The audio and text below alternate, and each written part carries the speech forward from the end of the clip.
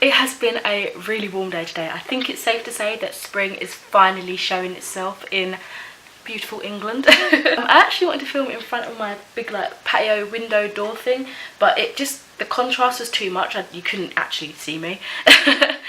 So at least you get to see a little bit of the newly decorated living room, which is looking rather nice, I think.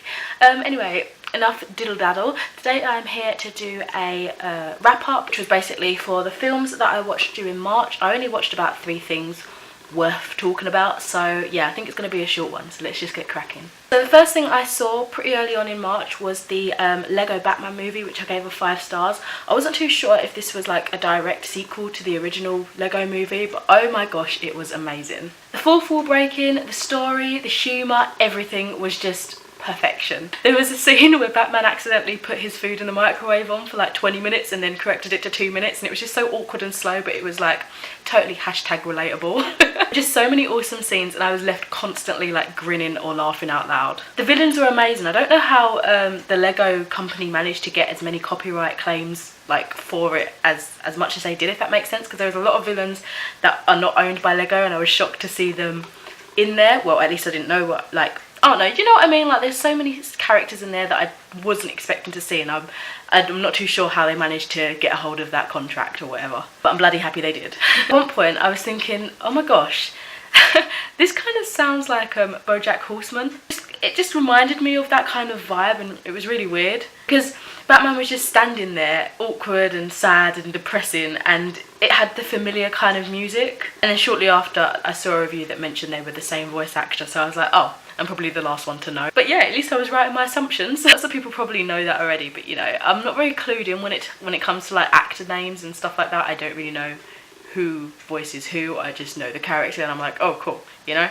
So yeah, that clearly excited me a bit too much. I don't have too much to say other than go watch it right now. It was hilarious, and I totally recommend it quite clearly. The next thing I went to see was Aladdin the musical over in like the West End, and this was my first like West End experience, and it was absolutely phenomenal. Oh my god, the music was just fantastic. There was even like a mix of other Disney songs in the Genie's entrance, which was just awesome. I loved how they mixed in some of those, and it added to the, I don't know, the uniqueness, I guess, of the production. The acting was the perfect balance of cringe and just amazing, I guess, so they got that perfect. There were just so many amazing moments of the change of scene, colour and design. They really used, I guess, the studio production to the best of their ability, and they did it really well. Production in general was just superb. I really loved how he had Iago as a person, because I wasn't too sure how they were gonna incorporate him into the film. I thought maybe they'd have like a puppet or something, do you know, but I wasn't too sure how it was gonna go. I did miss Aladdin's pet monkey, however his 3 friends were funny substitutes, so that was alright. Oh, and even though the genie wasn't blue, I loved how all of his outfits pretty much, I think, were blue, so it had that kind of vibe to it. Slow-mo parts were really good. I loved how it was enhanced to make it a little bit more obvious with the choice of colour that they used kind of in terms of lighting. It was even poked fun at later on because, to be honest, it was a little bit cringy, but it was perfect, like it was good cringe. So I like that they kind of made a joke about it later on in the production. The story was definitely made its own and felt different to the cartoon animated film.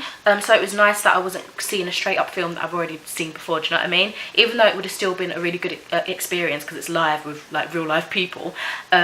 It was nice that they did their own little spin on things, so it wasn't the same old, you know? Genie was definitely the star of the show, and honestly, that's the main reason why I wanted to go and see it. It just had excellent, I guess you'd call it stage presence, I don't know terms and stuff in terms of the theatrical world. My acting skills are very limited. It was just literally school when I was forced to do it, so. But anyway, his narration, singing voice and humour was top notch. I loved who they had as Jasmine and Aladdin. Jasmine's actually one of the Sugar Babes. I think she was like, you know, every time the Sugar Babes came back, they had like different people. Well, I think she was one of the newer waves of the Sugar Babes, if that makes sense. And they're not really performing anymore, I don't think, but yeah, she was in that, so it was cool. She had a beautiful voice, but it was definitely the weaker voice out of the main characters, I suppose you'd say. And Aladdin, he was just a great main character. He had awesome charm and just, again, good stage presence. He was really funny. Oh my god, when he was flirting, he was so creepy, but it was hilarious. I just loved it. It was like, oh my god, I can't believe you just said that, but it was